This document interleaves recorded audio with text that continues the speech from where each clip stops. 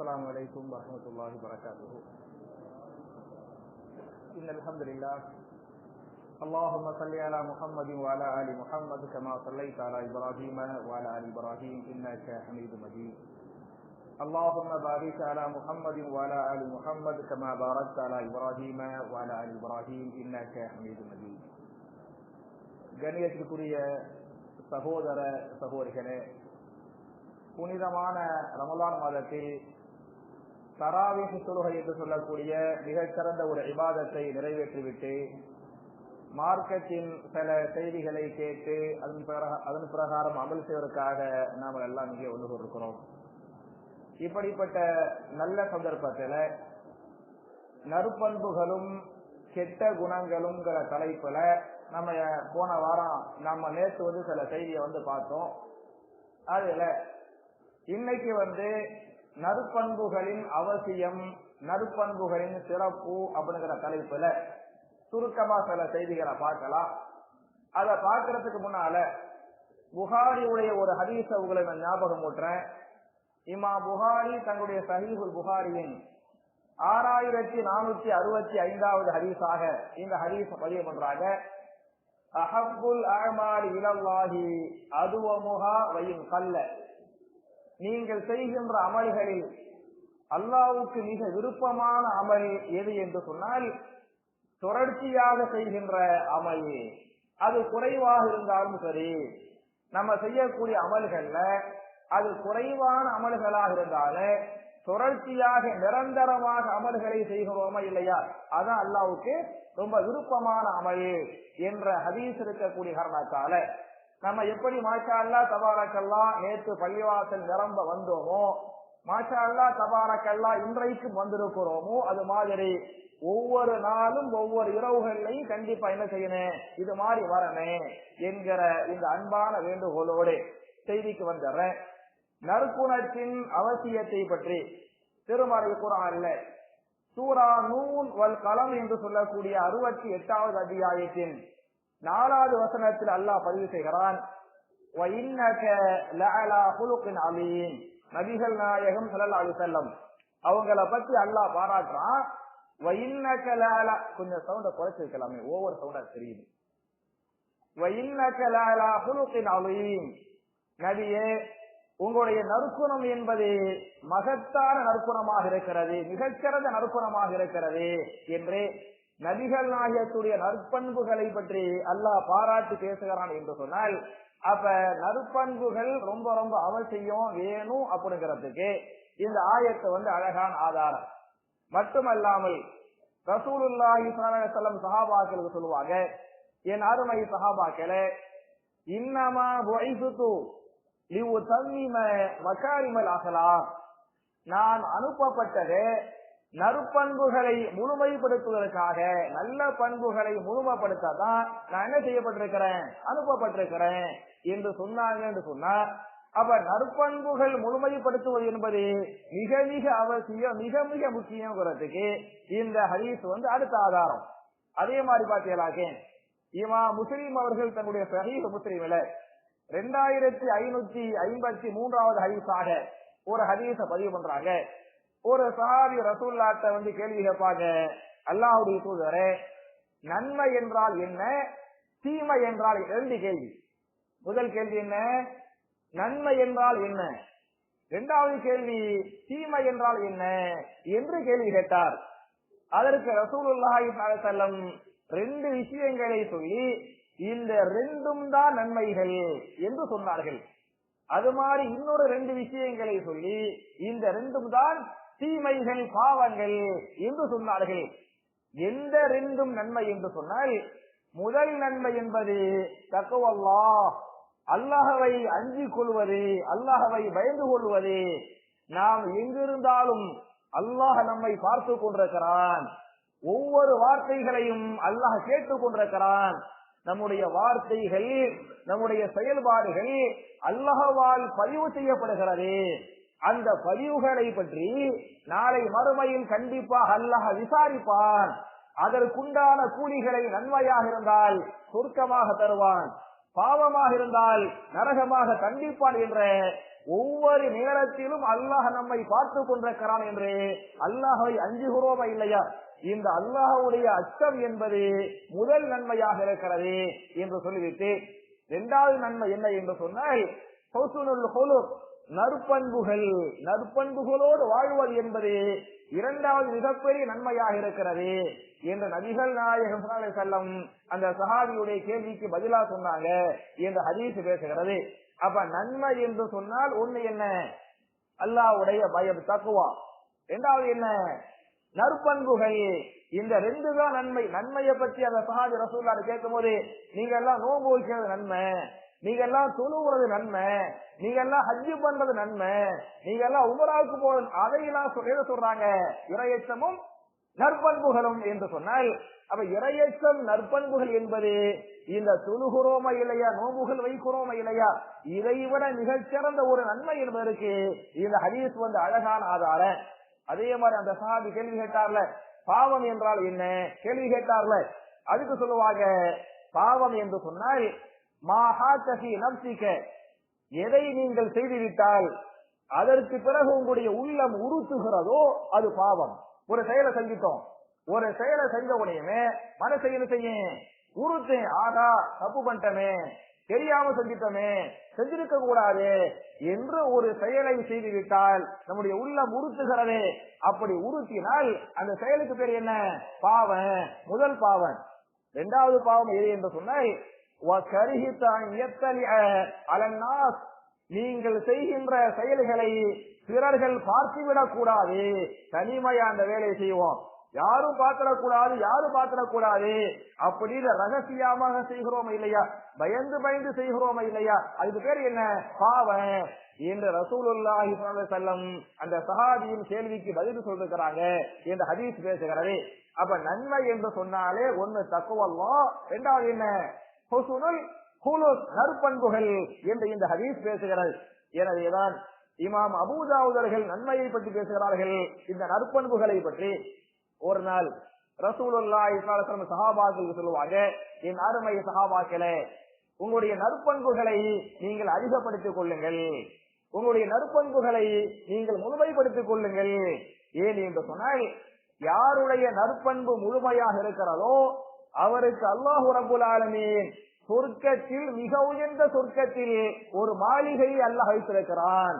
மிக உயர்ந்த சொர்க்கத்தின் மாளிகைக்கு நீங்கள் சொந்தக்காரராக ஆக வேண்டும் என்று சொன்னால், எப்படி சொர்க்கத்தில அபூபக்கர் சித்திக் ரலியல்லாஹு அன்ஹு, உமர் பின் கத்தாப் ரலியல்லாஹு அன்ஹு, பிலால் பின் ரபாஹா ரலியல்லாஹு அன்ஹு போன்ற மிக உயர்ந்த சஹாபாக்களுக்கு மிக உயர்ந்த சொர்க்கத்தில் மாளிகை இருக்கிறதோ, அதுபோன்று யாருடைய பண்புகளை, குணங்களை நல்ல குணமாக ஆக்கி கொண்டார்களோ அவர்களுக்கு எது இருக்கிறது? சொர்க்கத்தில மாளிகை இருக்கிறது என்று ஹதீஸ் பேசுகிறது. அப்ப இந்த நற்பண்புகளின் சிறப்பு என்னங்கிறதுக்கு இந்த ஹதீசுகள் எல்லாம் அழகான ஆதாரம். மட்டுமல்லாமல் என் அருமை சகோதரர்களே, தாய்மார்களே, நாளைய மறுமையில் நாம் சொர்க்கத்திற்கு செல்ல வேண்டும் என்று சொன்னால் கண்டிப்பா நல்ல பண்பு இருக்கணும். சும்மா நம்ம தொழுது போட்டு நோன்பு வச்சு ஜகாத்து கொடுக்கிறோம், ஹஜ்ஜி பண்றோம், அதை தாண்டி என்ன வேணும்? நல்ல குணம் இருக்கணும், நல்ல பண்பு இருக்கணும். நல்ல பண்புகள் இருந்து மக்கள்கிட்ட நல்லவேன்னு பேரு வாங்கி நம்ம மூத்தா போன பிறகு நம்மளை பற்றி மக்கள் என்ன பேசணும்? நல்லவர் என்று பேச வேண்டும், நல்லவர் என்று பேச வேண்டும். அப்படி பேசினால்தான் நாம் சொர்க்கத்திற்கு செல்ல முடியுமே தவிர, அப்படி மக்கள்கிட்ட நல்லவேன்னு பேர் வாங்காம எவ்வளவு தொழுதாலும், நோபுகளை வைத்தாலும், ஜகாத்துகளை கொடுத்தாலும், ஹஜ்ஜிக்கு போனாலும், உம்ராவுக்கு போனாலும் எங்க போக முடியாது? சொர்க்கத்துக்கு போக முடியாது என்று நான் சொல்லவில்லை, ரசூலுல்லாஹி ஸல்லல்லாஹு அலைஹி வஸல்லம் இப்படி சொன்னாங்க என்கிற இந்த ஹதீஸை இமாம் புகாரி தன்னுடைய சஹீஹுல் புகாரியின் 1367வது ஹதீஸாக இந்த ஹதீஸ் பதிவு பண்றாங்க. ஒரு நாள் ரசூலுல்லாஹி ஸல்லல்லாஹு அலைஹி வஸல்லம் சஹாபாக்களுக்கு மார்க்க சம்பந்தப்பட்ட செய்திகளை சொல்லிக்கிட்டு இருப்பாங்க. அப்ப அவர்களை தாண்டி ஒரு ஜனாசா போகும். ஜனாசா அவர்களை கடந்து செல்கிற போது சஹாபாக்கள் எல்லாம் அந்த ஜனாசாவை பற்றி பாராட்டி பேசிக் கொண்டு போவார்கள். ஜனாசா தூக்கி போறாங்களே, பின்னால போகக்கூடிய மக்கள் எல்லாம் ரொம்ப நல்லவரு, ரொம்ப சாலிஹானவரு அப்படின்னு சொல்லிவிட்டு அவருடைய நற்பண்புகளை பற்றி, நல்ல குணங்களை பற்றி அந்த ஜனாசாவுக்கு பின்னால் மக்கள் பாராட்டி பேசிக் கொண்டு போகிறார்கள். அதை கேட்ட ரசூலுல்லாஹ் சொல்லுவாங்க, வஜபத், அவர் மீது வாஜிபாகிவிட்டது, அவர் மீது கடமையாகிவிட்டது என்று சொன்னார்கள். கொஞ்ச நேரத்துக்கு பிறகு இன்னொரு ஜனாதா போகிறது. அத மக்கள் எல்லாம் ஜனாதாவுக்கு பின்னால போகக்கூடிய மக்கள் எல்லாம் பெரிய ஒரு பாவி, பெரிய ஒரு கெட்டவன், பெரிய ஒரு அநியாயக்காரன், அந்த அநியாயக்காரன் மூத்தா போயிட்டான் அப்படின்னு அவருடைய கெட்ட குணங்களை மற்ற மக்கள் ஜனாதாவுக்கு பின்னால் பேசிக் கொண்டு போகிறார்கள். அத ரசூலுல்லாஹ் காலையில கேட்கிறாங்க. கேட்டுவிட்டு சொன்னார்கள், வஜபத், அவர் மீது வாஜிபாகிவிட்டது, அவர் மீது கடமையாகிவிட்டது என்று அதற்கும் வஜபத் என்று சொன்னார்கள். ரெண்டையும் கேட்ட சஹாபி உமர் பின் ஹத்தாப் ரலியல்லாஹு அன்ஹு அவங்க கேட்பாங்க, மல் வஜபத் யா ரசூலல்லாஹ், அல்லாஹ்வுடைய தூதரே, அவருக்கு எது வாஜிபாகிவிட்டது, இவருக்கு எது வாஜிபாகிவிட்டது, அவர் மீது எது கடமையாகிவிட்டது, இவர் மீது எது கடமையாகிவிட்டது என்று கேட்ட சஹாபி யாரு? உமர் பின் ஹத்தாப் ரலியல்லாஹு அன்ஹு இந்த கேள்வி கேட்பாங்க. அதுக்கு ரசூலுல்லாஹ் சொல்லுவாங்க, யார் மரணித்து விட்டால் அந்த மௌத்துக்கு பின்னால் மக்கள் பாராட்டுறாங்களோ, மக்கள் புகழ்றாங்களோ, வஜபத் லஹுல் ஜன்னா, அவர் மீது என்ன வாஜிபாகிவிட்டது? ஜன்னத்து, சொர்க்கம் வாஜிபாகிவிட்டது. யாருடைய மௌத்துக்கு பிறகு அவருடைய கெட்ட குணங்கள் பேசப்படுகிறதோ, வஜபத் லஹுன் நார், அவர் மீது நரகம் வாஜிபாகிவிட்டது என்ற ரசூலுல்லாஹி ஸல்லல்லாஹு அலைஹி வஸல்லம் அந்த சஹாபியின் கேள்விக்கு பதில் சொல்லிருக்கிறாங்க என்ற ஹதீஸ் பேசுகிறது. அப்ப என் அருமை சகோதரர்களே, நம்முடைய மௌத்துக்கு பிறகு நம்முடைய நற்பண்புகள் பாராட்டப்படணும், நம்முடைய நற்பண்புகள் புகழப்படணும். அப்படி புகழப்பட்டால் தான் நம்ம யாராக முடியும்? சொர்க்கவாசியாக முடியும் என்பது மாத்திரமல்லாமல், அப்ப ரசூல் ஸல்லல்லாஹு அலைஹி வஸல்லம் உமர் பின் ஹத்தாப் சொல்லுவாங்க, அன்தும் ஷுஹதாஉல்லாஹி ஃபில் அர்த், நீங்கள் தான் இந்த பூமியின் அல்லாஹ்வுடைய சாட்சிகள். ரசூலுல்லாஹ் சொல்றாங்க, மக்கள் தான் இந்த பூமியின் அல்லாஹ்வுடைய சாட்சிகள். அப்ப நீங்க நல்ல வேண்டும் புகழ்ந்தாதான் அல்லாஹ் இதை கொடுப்பான், சொர்க்கத்தை கொடுப்பான். நீங்க மௌத்துக்கு பிறகு கெட்டவன் என்று சொல்லிவிட்டால் அல்லாஹ் நரகத்தை கொடுத்துருவான். அன்தும் ஷுஹதாஉல்லாஹி ஃபில் அர்த், நீங்கள் தான் இந்த பூமியின் அல்லாஹ்வுடைய சாட்சிகள் என்று சொன்னதாக இந்த ஹதீஸ் பேசுகிறது. அப்ப நம்ம நல்லவனா வாழ்ந்து நல்லவனா வரணிச்சு நம்ம மௌத்துக்கு பிறகு மக்கள் என்ன பேசணும்? நம்ம நல்ல வேண்டும் மக்கள் பாராட்டணும், புகழணும். அப்ப அப்படி போனாதான் சொர்க்கத்துக்கு போக முடியுங்கிறதுக்கு இந்த ஹதீஸ் அழகான ஆதாரம். அதே மாதிரி இன்னொரு ஹதீஸை அதே இமாம் புகாரி அவர்களே அடுத்த ஹதீஸாக 1368வது ஹதீஸா பதிவு பண்றாங்க. இதை அறிவிக்கின்ற ஒரு தாபியர், அவருடைய பேர் அபுல் அஸ்வத்.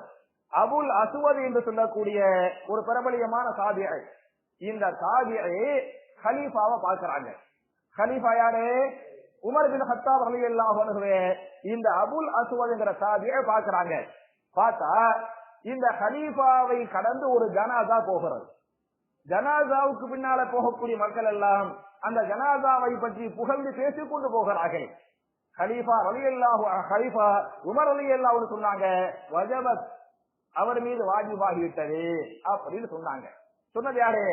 உமர் ரலியல்லாஹு அன்ஹு. இரண்டாவது ஜனாதா போனுச்சு, அதையும் மக்கள் பாராட்டி புகழ்ந்து பேசிக்கிட்டு போறாங்க. அதுக்கு சொன்னாங்க வஜபத் அப்படின்னாங்க. மூணாவது ஜனாதா போனுச்சு, அத மக்கள் சித்தி அவரை பற்றி புகழ்ந்து பேசாம கெட்டவன், அநியாயக்காரன், அக்கிரமக்காரன் அப்படின்னு பேசிட்டு போனாங்க. அதுக்கு ஹலீஃபா என்ன சொன்னாங்க? வஜபத், முந்தைய 2 ஜனாதா நல்லது பேசப்பட்டுச்சு, அதுக்கு வஜபத். மூணாவது ஜனாதா கெட்டது பேசப்பட்டுச்சு, அதுக்கு வஜபத் சொன்னாங்க. சொன்ன உடனே இந்த அபுல் அஸ்வத் என்று சொல்லக்கூடிய தாபியை கேட்டாங்க, யா அமீரல் முஃமினீன் மல் வஜபத், அமீரல் முஃமினீன் அவர்களே, அவர்கள் மீது எது வாஜிபாகிவிட்டது என்று கேட்டார்கள். அதுக்கு ஹலீஃபா சொல்லுவாங்க, குல்து கமா கால ரசூலுல்லாஹி ஸல்லல்லாஹு அலைஹி வஸல்லம், ரசூல் ஸல்லல்லாஹு அலைஹி வஸல்லம் என்ன சொன்னார்களோ நான் அதை அப்படியே சொல்லிவிட்டேன் அப்படின்னு சொல்லிவிட்டு, நம்ம எல்லாம் மௌத்தா போன பிறகு நம்மள மக்கள் பாராட்டினாதான் புகழ்ந்தாதான் யாராக முடியும்? சொர்க்கவாசியாக முடியும் அப்படின்னு சொல்லிவிட்டு கலீஃபா உமர் பின் ஹத்தாப் ரலியல்லாஹு அன்ஹு அந்த தாபியிட்ட சொன்னாங்க, ரசூலுல்லாஹி ஸல்லல்லாஹு அலைஹி வஸல்லம் என்கிட்ட ஒரு ஹதீஸ சொன்னாங்க. அந்த ஹதீஸ ஞாபகம் ஊட்டுவேன். என்ன ஹதீஸ் என்று சொன்னால், ஐயுமா முஸ்லிமின் ஷஹீத லஹு அர்பஅத்துன் பிஹைரின் அத்கலஹுல்லாஹு ஜன்னா, ஒரு முஸ்லிம் மரணித்து விட்டால் அந்த முஸ்லிமுடைய மூத்துக்கு பிறகு 4 பேர் அவரை நல்லவர் என்று சாட்சி சொன்னார், அத்கலஹுல்லாஹு ஜன்னா, அல்லாஹ் கண்டிப்பாக அவரை சொர்க்கத்திற்கு அனுப்பி விடுவார். ஒரு ஆள் மூத்தா போய் அவருக்கு 4 பேர் நல்லவர் என்று சாட்சி சொன்னால் அல்லாஹ் என்ன செய்வான்? சொர்க்கத்தை கொடுத்துருவான் அப்படின்னு ரசூலுல்லாஹி ஸல்லல்லாஹு அலைஹி வஸல்லம் சஹாபாக்கள் சொன்னாங்க. சஹாபாக்கள் கேட்டாங்களா, யா ரசூலல்லாஹ் 4 பேரு புகழாம 4 பேரு பாராட்டாம 3 பேரு பாராட்டினால் அல்லாஹ் சொர்க்கத்தை கொடுப்பானா அப்படின்னு சஹாபாக்கள் கேட்டாங்க. அதுக்கு ரசூலுல்லாஹ் சொல்லுவாங்க, அதுகலஹுல்லாஹுல் ஜன்னா, 3 பேரு பாராட்டினாலும் சொர்க்கத்தை கொடுப்பான். சஹாபாக்கள், யா ரசூலல்லாஹ் 3 பேரு பாராட்டாம 2 பேரை பாராட்டினா சொர்க்கத்தை கொடுத்துருவானா அப்படின்ட்டாங்க. அதுக்கு ரசூலுல்லாஹ் அதுகலஹுல்லாஹுல் ஜன்னா அப்படின்ட்டாங்க. இந்த கலீஃபா உமர் இப்னு கத்தாப் சொல்லுவாங்க, ஒருத்தர் பாராட்டினா சொர்க்கத்தை அல்லாஹ் கொடுப்பானா மாட்டானா சொல்லிவிட்டு நாங்க ரசூலுல்லாஹ்ட்ட கேள்வி கேட்கல, அதனால நாங்க கூச்சப்பட்டு என்ன செஞ்சோம், விட்டுட்டோம் அப்படின்னு சொன்னதா ஹதீஸ் பேசுகிறது. அப்ப நம்ம எல்லாம் மௌத்தா போயிட்டா நமக்கு மக்கள் என்ன செய்யணும்? நல்ல வேறு பாராட்டணும், நல்ல பண்புகள் பேசப்பட்டாதான் எங்க போக முடியும்? சொர்க்கத்துக்கு போக முடியுங்கிறதுக்கு இந்த ஹதீஸ் அழகான ஆதாரம். இதுல என் அருமை சகோதரர்களே, என் அருமை தாய்மார்களே, நம்ம மக்கள்கிட்ட நல்லவேன்னு பேர் வாங்கணும் அப்படின்னு சொன்னா நம்ம அல்லாஹ்வுக்கு செய்யக்கூடிய கடமைகளை விட ஏதோ அதிகமா செய்யணும்? அடியானுக்கு செய்யக்கூடிய கடமைகள். இஸ்லாத்தில் கடமைகள் 2ஆக பிரிகிறது. ஹுகூகுல்லாஹ், ஹுகூகுல் இபாத். அல்லாஹ்வுக்கு செய்யக்கூடிய கடமைகள், அடியானுக்கு செய்யக்கூடிய கடமைகள். அல்லாஹ்வுக்கு செய்யக்கூடிய கடமைகளை விட எது ஃபர்ஸ்ட் அவசியம்? அடியானுக்கு செய்யக்கூடிய கடமை மிக மிக அவசியம். ஏன்னா அல்லாஹ்வை பொறுத்தவரை அல்லாஹு ஸமத், அல்லாஹ் எந்த தேவையும் அற்றவன். ஆனால் அடியான் இருக்கிறானே, தாய்க்கு தேவை இருக்கிறது, தந்தைக்கு தேவை இருக்கிறது, மனைவிக்கு தேவை இருக்கிறது, பிற சகோதரர்களுக்கு தேவை இருக்கிறது. அப்ப மக்களுக்கு செய்யக்கூடிய கடமைகளை நம்ம செஞ்சாதான் எந்த பேர் வாங்க முடியும்? நல்ல பேர் வாங்க முடியும். எவ்வளவு பேரை பார்க்கலாம், கரெக்டா 5 வேளை தொழுவாங்க, கரெக்டா முன் சுன்னத்து பின் சுன்னத்து நஃபீலு அம்புட்டு சொல்லுவாங்க. அவங்களுடைய நெத்தியில பாத்தியலாக்க அந்த தொழுத சஜதா என்ன செய்ய அந்த அடையாளம் அப்படி இருக்கேன். கடன் வாங்கி இருப்பாங்க, கொடுக்க மாட்டாங்க, வட்டிக்கு வாங்குவாங்க, ஊரு ஃபுல்லா ஏமாத்திருப்பாங்க, ஊரு ஃபுல்லா ஏமாத்தி கெட்டவேன்னு பேர் வாங்கி இருப்பாங்க. ஆனா என்ன செய்வாங்க? அவங்களே தொழுது கொண்டிருப்பார்கள். அப்ப அவங்க தொழுதாங்கல்ல, அந்த தொழுகை அல்லாஹ் என்ன செய்ய மாட்டான்? ஏத்துக்கிற மாட்டான். கெட்டவன் பேர் வாங்கிட்டாங்கல்ல, கண்டிப்பா அவங்க எங்க போயிருவாங்க? நரகத்துக்கு போயிருவாங்க. அப்ப நீங்க அல்லாஹ்வுக்கு செய்ய வேண்டிய நீங்க 1000 ஹஜ்ஜிகளை செய்தாலும் 1000 உம்ராக்களை நீங்கள் செய்தாலும் மக்கள்கிட்ட கடுகடு என்று நீங்கள் பேசினால், நீங்கள் கோபத்தை வெளிப்படுத்தினால் எந்த அளவுக்கு என்று சொன்னால், சில பேர்கிட்ட மக்கள் போய் பேசவே பயப்படுவாங்க. சில பேர்கிட்ட போய் அவர்கிட்ட போய் சொல்லுங்கப்பா, அவர்கிட்ட போய் கேளுங்கன்னு சொன்ன அவர்கிட்ட போய் சொல்றதா, அவர்கிட்ட போய் கேட்கறதா அப்படின்னு சில பேர்கிட்ட மக்கள் பேசவே பயப்படுவாங்க. சில விஷயத்தை கேட்கவே என்ன செய்வாங்க? பயப்படுவாங்க. அந்த அளவுக்கு கடுகடுன்னு என்ன செய்வாங்க? அவங்க பேசுவாங்க. அப்படி நீங்க கடுகடு என்று நீங்கள் பேசி எவ்வளவு நன்மைகளை நீங்கள் செய்தாலும் கண்டிப்பா அவங்க எங்க போயிருவாங்க? நரகத்துக்கு தான் போயிருவாங்க. ஏன்னா நான் சொல்லவில்லை, ரசூலுல்லாஹி ஸல்லல்லாஹு அலைஹி வஸல்லம் சொல்லிருக்கிறாங்க என்ற ஒரு ஹதீஸை பதிவு பண்ணி முடிக்கிறேன். முந்தைய காலத்துல 2 பெண்கள் இருந்தாங்க. இது முந்தைய காலத்தில் நடந்த வரலாற்று செய்தி. அல்லாஹ் ரப்பல் ஆலமீன் நபிகள் நாயகத்திற்கு வஹி மூலமாக அறிவிக்கிறான். ரசூலுல்லாஹ் சஹாபாக்களுக்கு சொல்றாங்க. அந்த முந்தைய காலத்தின் 2 பெண்கள்ல ஒரு பெண் எப்படிப்பட்ட பெண் என்று சொன்னால், அவங்க பர்து தொழுவாங்க, நஃபீல் தொழுவாங்க, சுன்னத் தொழுவாங்க, அது மாதிரி நோம்புகள் பர்து சுன்னத்து நஃபீல் அம்புட்டு இபாதத்துகள் அல்லாஹ்வுக்கு செய்ய வேண்டிய அம்புட்டு இபாதத்துகளையும் அந்த பெண் செய்தார். ஆனால் கடுகடு என்று மக்கள்கிட்ட பேசுவாங்க. இங்க இவர்கிட்ட சண்டை, எய்த்த வீட்டுல சண்டை, பக்கத்து வீட்டுல சண்டை, அண்டை வீட்டுல சண்டை. என்ன செய்வாங்க? அவங்களுடைய வாய் இருக்கு பாருங்க, வாய் பொல்லாத வாய், பொல்லாத பெண்ணு. அவங்கள்ட்ட போய் மக்கள் பார்க்க பேச பழக பயப்படுவாங்க. அந்த பெண் இப்போது எங்கே இருக்கிறார்? ஊத்தா போயிட்டாங்க. அந்த பெண் இப்போது எங்கே இருக்கிறாள் அப்படின்னு ரசூலுல்லாஹ் சஹாபாக்கள் கேட்கிறாங்க.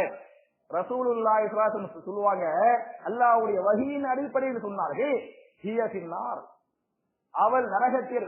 5 வேளை தொழுதாலே, கரெக்டா சுன்னத்து நஃபீல் ஃபர்து எல்லாம் பண்ணால, எல்லாம் பண்ணி போட்டு கடுகடு என்று பேசினாலே, கோபப்பட்டாலே, சண்டை போட்டாலே, அவ எங்க இருக்கிறா? ஹிய ஃபின்னார், அவள் நரகத்தில் இருக்கிறார். லா கைர, அவர் செஞ்ச எந்த கைரையும் அல்லாஹ் என்ன செய்யவில்லை? ஏற்றுக்கொள்ளவில்லை என்று சொல்லிவிட்டு இன்னொரு பெண்ணை பொறுத்தவரை அவங்க பருவ மட்டும் தொழுவாங்க, சுன்னத்து நஃபீல்லாம் தொழுவ மாட்டாங்க. பருவ நோம்பு மட்டும் வைப்பாங்க, சுன்னத்து நஃபீல் நோம்புகள் வைக்க மாட்டாங்க. ஆனா மக்கள்கிட்ட மென்மையா இருப்பாங்க, மென்மையா பேசுவாங்க, மென்மையா பழகுவாங்க, மக்கள் எல்லாம் ஈஸியா அவங்கள்ட்ட வந்து அணுகுவாங்க, பேசுவாங்க. அந்த பெண்ணு மூத்தா போயிட்டாங்க, அவங்க எங்க இருக்கிறாங்க அப்படின்னு கேட்டு அதுக்கு ரசூலுல்லாஹ் சொல்லுவாங்க, ஹியத்தில் ஜன்னா, அந்த பெண்ணு சொர்க்கத்தில் இருக்கிறாங்க என்று சொன்னதாக ஹதீஸ் பேசுகிறது. அப்ப இந்த அருமை சகோதரர்களே, நம்ம வந்து நல்லவனா கெட்டவனான்னு சொல்லிவிட்டு யாரு சொல்லணும்? வாழக்கூடிய மக்கள் சொல்லணும், பழகக்கூடிய மக்கள் சொல்லணும். அன்தும் சுஹதாஉல்லாஹி ஃபில் அர்த், நீங்கள் தான் அல்லாஹ்விடத்திலே இந்த பூமியின் சாட்சிகள். நீங்கள் நல்லவர் என்று சொன்னால்தான் அல்லாஹ் சொர்க்கத்தை கொடுப்பான். நீங்கள் கெட்டவர் என்று சொல்லிவிட்டால் அல்லாஹ் இதை கொடுத்துருவான், நரகத்தை கொடுத்துருவான் என்று ஹதீஸ் பேசுகிறது. எனவே என் அருமை சகோதரர்களே, என் அருமை தாய்மார்களே, எப்படி சஹாபாக்கள்கிட்ட மட்டும் நல்லவன் பேர் வாங்கல, யார்கிட்ட பேர் வாங்கினாங்க? யார் இஸ்லாத்தின் எதிரிகளோ, அபூஜஹல் உள்பட யார் இஸ்லாத்தின் எதிரிகளோ அவங்கள்ட்ட கூட நல்லவேறு பேர் வாங்கினாங்களோ, அது போன்று நம்முடைய நற்பண்புகள் மூலமாக மக்களிடத்தில் நல்லவன் என்று பெயர் வாங்கி அதன் மூலமாக சொர்க்கத்தை பெறக்கூடிய தௌஃபீக்கை நாம் எல்லோருக்கும் அல்லாஹ் தந்தருள்வானாக என்ற துஆவோடு முடிக்கிறேன். ரப்பனா ஆத்தினா ஃபித் துன்யா ஹஸனத்தன் வ ஃபில் ஆখিরাতি ஹஸனா வ கீனா அஸாபன் நார். வ ஆகிரு தஅவானா அல்ஹம்துலில்லாஹி ரப்பில் ஆலமீன். அஸ்ஸலாமு அலைக்கும்.